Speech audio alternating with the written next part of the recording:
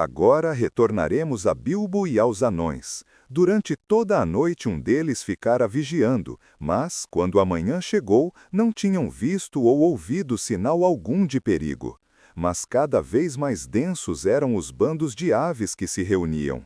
Suas companhias chegavam voando do sul, e os corvos que ainda viviam em volta da montanha davam voltas e gritavam incessantemente acima deles.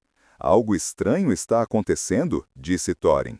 Foi-se o tempo das migrações de outono, e essas são aves que habitam sempre na mesma terra. Há estorninhos e bandos de tentilhões, e ao longe há muitas aves carniceiras, como se uma batalha estivesse em andamento. De repente, Bilbo apontou.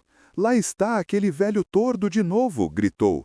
Parece ter escapado quando Smaug esmigalhou a encosta da montanha, mas não suponho que os caracóis tenham escapado também.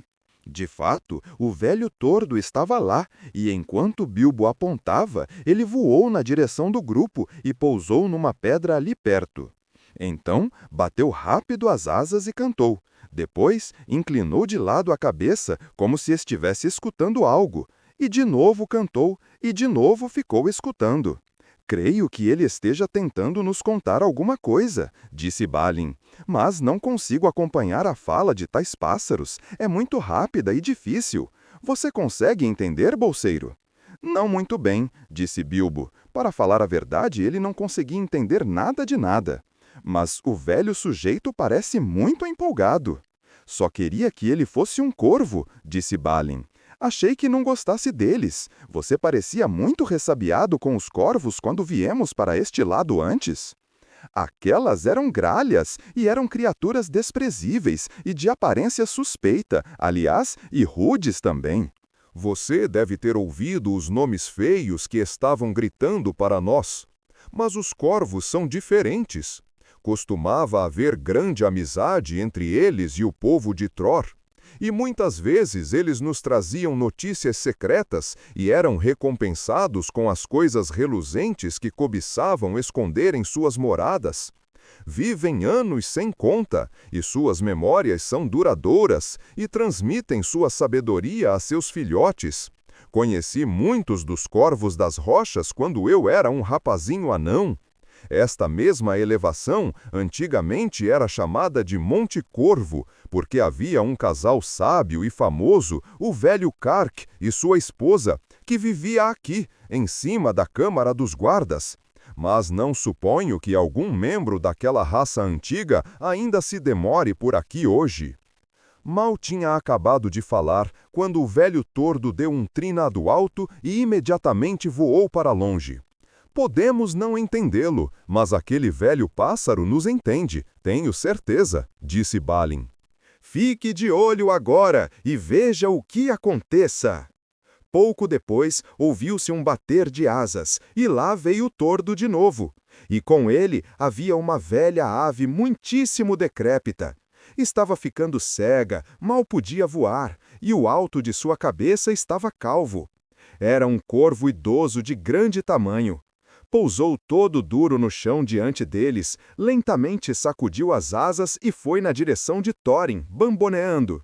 «Ó Thorin, filho de Train, e Balin, filho de Fundin!» crocitou ele. E Bilbo conseguiu entender o que dizia, pois estava usando linguagem comum e não fala de aves.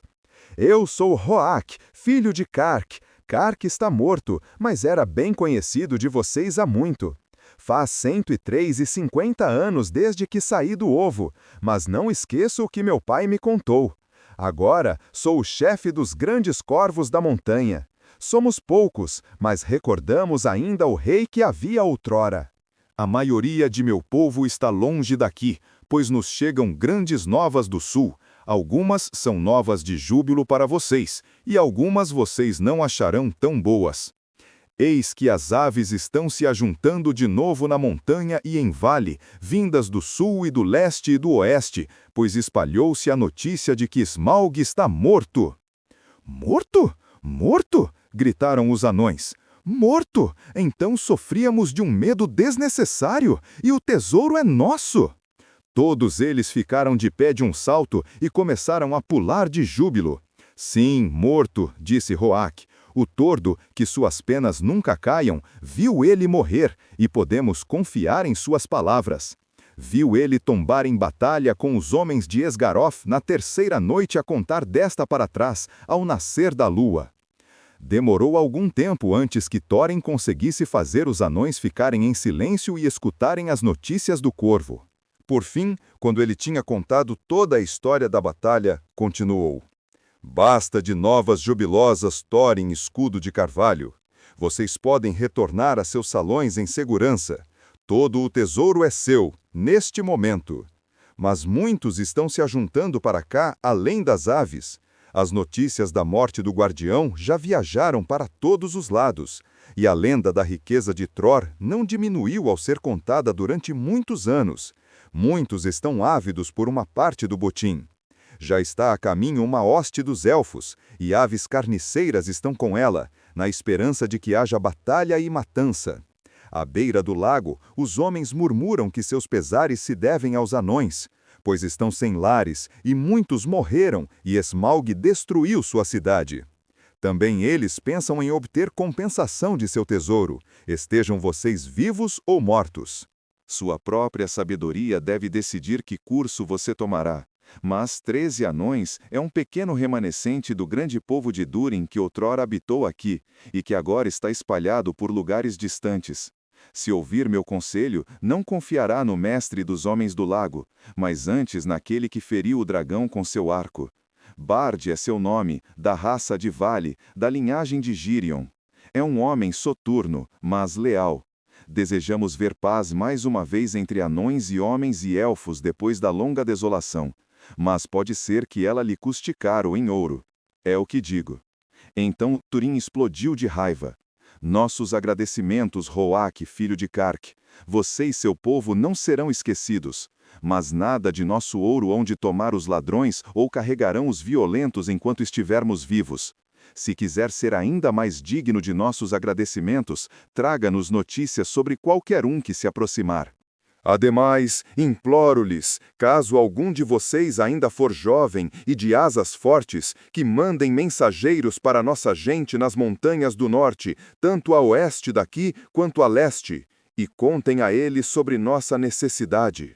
Mas voem especialmente até meu primo Dain, nas colinas de ferro, pois ele tem consigo muita gente bem armada e é o que habita mais perto deste lugar. Peça a ele que se apresse.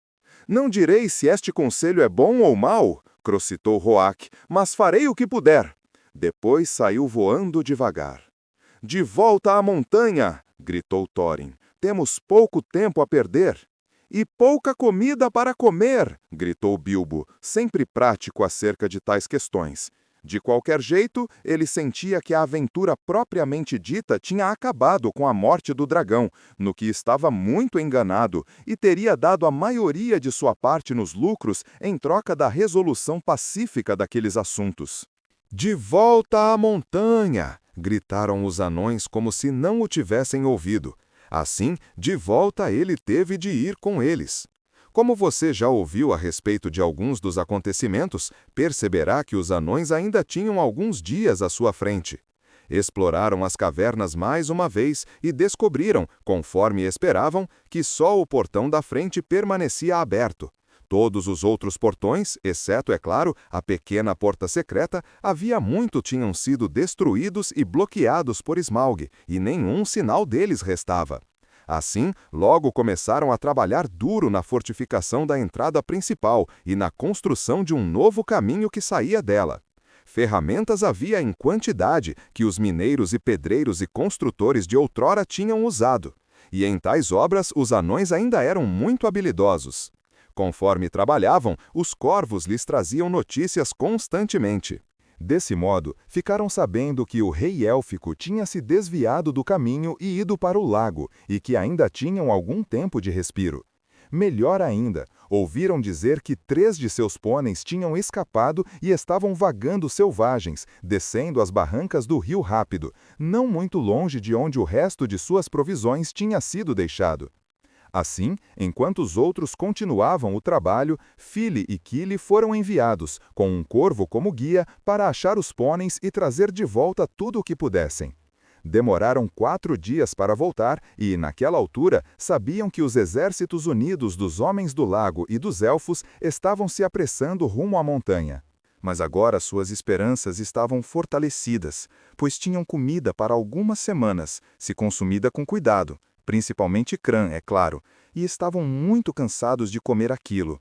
Mas Cran é muito melhor do que nada, e o portão já estava bloqueado com uma muralha de pedras quadradas dispostas sem argamassa, mas muito grossas e altas, posicionada na frente da abertura.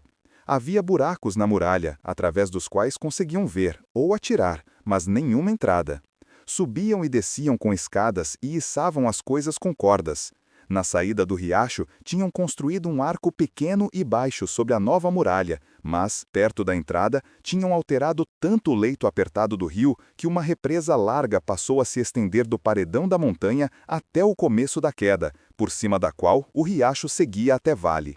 Aproximar-se do portão agora era possível apenas, sem nadar, ao longo de uma plataforma estreita da ravina, à direita de quem olhava da muralha para fora. Os pôneis eles tinham trazido apenas até o começo dos degraus acima da velha ponte e, descarregando-os, mandaram-nos retornar a seus mestres e os enviaram sem cavaleiro para o sul. Chegou uma noite na qual, de repente, surgiram muitas luzes, como as de fogueiras e tochas, mais para o sul, em vale, diante deles. Eles chegaram, exclamou Balin, e o acampamento deles é muito grande. Devem ter entrado no vale acobertados pelo crepúsculo, ao longo de ambos os barrancos do rio. Naquela noite os anões dormiram pouco. A manhã ainda estava pálida quando viram uma companhia se aproximando. Detrás de sua muralha, observaram-nos chegar ao fim do vale e ir subindo devagar. Logo puderam ver que tanto homens do lago, armados como que para a guerra, quanto arqueiros élficos estavam entre eles. Depois de um tempo, a vanguarda deles escalou as rochas derrubadas e apareceu no alto das quedas. E muito grande foi a surpresa dos soldados ao verem a represa diante deles e o portão bloqueado com uma muralha de pedra recém-cortada. Enquanto estavam parados, apontando e falando uns com os outros, Thorin os interpelou. "Quem são vocês?" gritou com voz muito alta, "que chegam como que em guerra aos portões de Thorin, filho de Threm, rei sob a montanha, e o que desejam?" Mas nada responderam. Alguns deram meia volta rapidamente, e os outros, depois de fitar por algum tempo o portão e suas defesas, logo os seguiram. Naquele dia, o acampamento foi levado para o leste do rio, bem entre os braços da montanha. As rochas ecoaram então com vozes e com canções, como não acontecia havia muitíssimos dias. Ouviu-se também o som de harpas élficas e de doce música. E conforme ela ecoava na direção deles, parecia que a friagem do ar diminuía, e eles captavam de longe a fragrância de flores da mata desabrochando na primavera. Então Bilbo ansiou por escapar da fortaleza escura e descer e se juntar aos folguedos e banquetes à beira das fogueiras. Alguns dos anões mais jovens se comoveram em seus corações também e resmungaram que gostariam que as coisas tivessem acontecido de outro jeito e que pudessem receber aquela gente como amigos, mas Thorin olhava feio para eles. Então os próprios anões pegaram harpas e instrumentos recuperados do tesouro e fizeram música para acalmar o ânimo de Thorin. Mas a canção deles não era como a canção élfica e era muito semelhante à que tinham cantado muito tempo antes, na pequena toca hobbit de Bilbo. Sob a montanha alta e escura, o rei em seu salão perdura. Foi-se o clamor da serpe horror. Contra o inimigo faz-se a jura. Aguda espada, longa lança, seta veloz da porta avança. Vence o desdouro quem vê ouro, do nobre anão eis a usança. De anões antigos a magia em seus martelos se fazia. Numa cava a treva sonhava, no oco salão da encosta fria. Em colar de prata puseram, astros de luz, laurel fizeram. Com luz feroz de Draco atroz, melodia de harpas trançaram. Liberto é o trono da montanha, ouvi o chamado, ó gente estranha.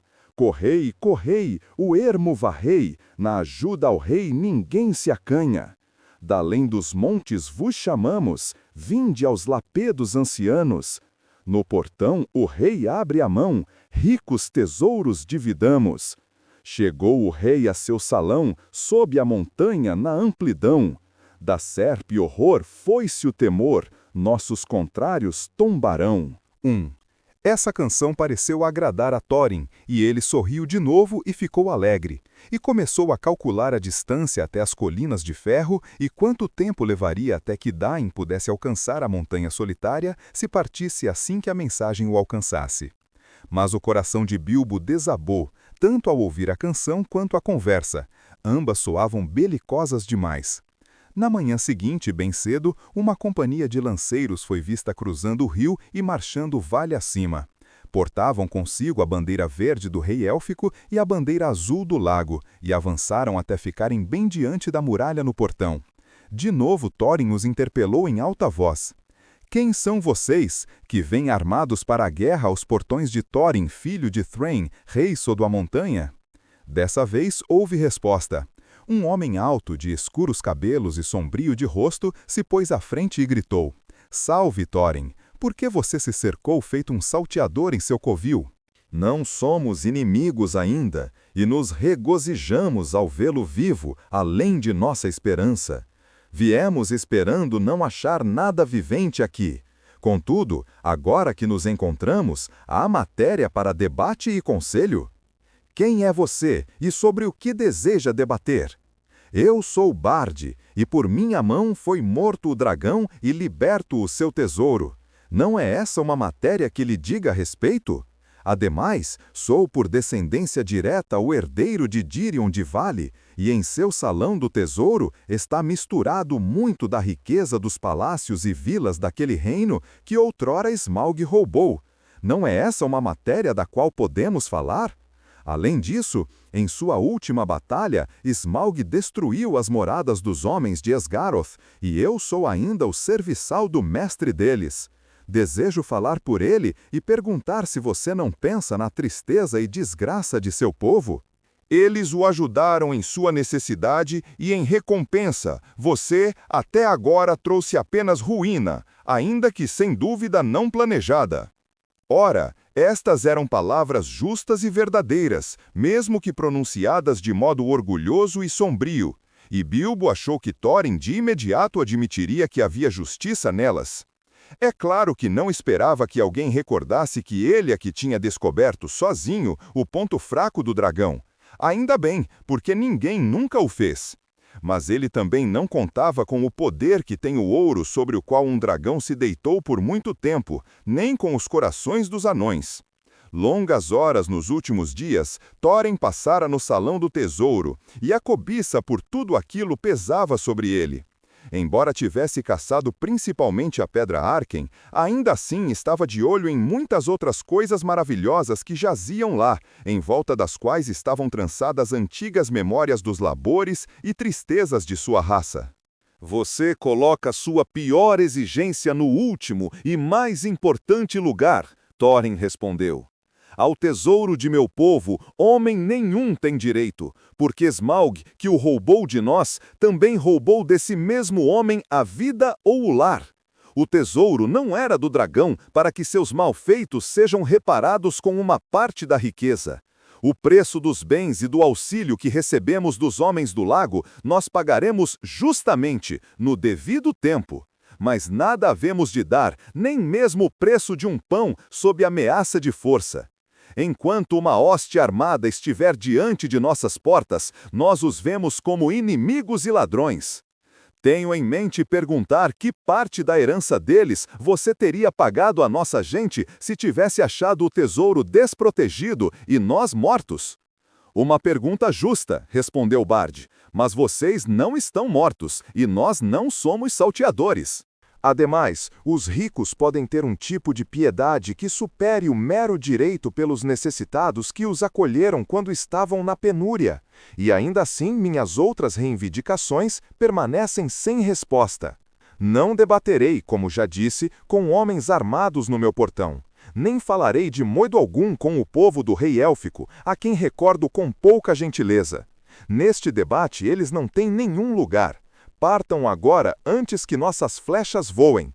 E se desejar falar comigo de novo, primeiro mande a hoste élfica de volta às matas que são o seu lugar, e então retorne, depositando no chão suas armas antes de se aproximar da entrada. O rei élfico é meu amigo, e ele socorreu o povo do lago em sua necessidade, embora não pudessem exigir dele nada além de amizade, respondeu Bart. Vamos lhe dar tempo para se arrepender de suas palavras. Recobre sua sabedoria antes que retornemos. Então partiu e voltou ao acampamento. Antes que muitas horas se passassem, os porta-estandartes retornaram, e trombeteiros se puseram adiante e sopraram seus instrumentos. Em nome de Esgaroth e da floresta, um deles gritou, falamos a Thorin, filho de Threm, escudo de carvalho, que chama a si mesmo de rei sob a montanha, e pedimos que considere bem as reivindicações que lhe foram feitas, ou seja declarado nosso inimigo. No mínimo, ele há de entregar uma 12ª porção do tesouro a Bard, por ser o matador do dragão e o herdeiro de Girion. Daquela porção, o próprio Bard contribuirá para o auxílio a Sgarath, mas se Thorin deseja receber amizade e honra das terras à sua volta, como seus ancestrais receberam outrora, então dará também algo do que é seu para confortar os homens do lago. Então Thorin tomou um arco feito de chifre e disparou uma flecha no porta-voz. Ela acertou o escudo dele e lá ficou, balançando. Já que tal é a sua resposta, gritou ele outra vez, declaro que a montanha está sob cerco. Você não há de partir dela até que procure nosso lado para uma trégua e um debate. Não portaremos armas contra você, mas o deixamos com seu ouro. Pode comê-lo se desejar. Com isso, os mensageiros partiram rápido e coube aos anões considerar sua situação. Tão soturno Thorin se tornara que, mesmo que tivessem desejado, os outros não teriam ousado criticá-lo. Mas, de fato, a maioria deles parecia compartilhar de suas opiniões, exceto talvez o velho e gordo Bombur e Fili e Kili. Bilbo, claro, desaprovava toda essa reviravolta nos negócios. A essa altura já estava mais do que farto da montanha, e enfrentar um cerco dentro dela não era de jeito nenhum de seu gosto. O lugar inteiro ainda fede a dragão, resmungou consigo mesmo, e me deixa enjoado, e Crã está simplesmente começando a grudar na minha garganta.